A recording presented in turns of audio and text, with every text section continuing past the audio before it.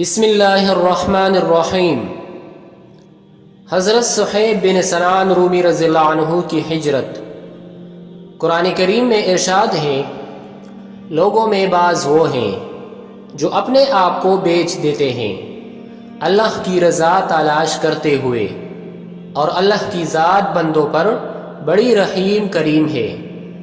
احادیث سے معلوم ہوتا ہے کہ یہ آیات بعض صحابہ رضی اللہ عنہ کے بارے میں نازل ہوئی ہیں۔ ان میں متعدد صحابہ کے نام ذکر کیے گئے ہیں۔ حضرت صہیب بن سنان رومی رضی اللہ عنہ کا ذکر بھی آتا ہے کہ جب انہوں نے ہجرت کا ارادہ کیا اور اس ارادے سے نکلے تو کافروں نے ان کو ایک جگہ پر گھیر لیا۔ کہنے لگے، صہیب تم روم کے آدمی ہو، مکہ کے نہیں۔ تم مکہ میں آئے تھے تو تمہارے جسم پر کپڑا بھی نہیں تھا، جیب میں ایک پائی بھی نہیں تھی۔ تم مکہ آئے، یہاں آ کر تم نے کمایا اور جمع کیا، اب اس کو پونجی بنا کر یہاں سے لے جانا چاہتے ہو۔ یہاں کی ایک پائی ہم باہر جانے نہیں دیں گے۔ اگر تم کو جانا ہو تو تم تنہا جاؤ گے، تمہارے ساتھ کوئی چیز نہیں جائے گی۔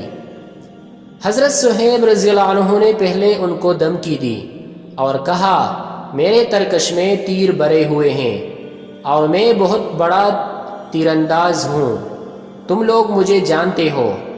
اگر تم لوگ میرے قریب آئے تو تیروں کی بو چار کر دوں گا اور اتنے تیر برساؤں گا کہ تم میں سے کوئی باقی نہیں رہے گا۔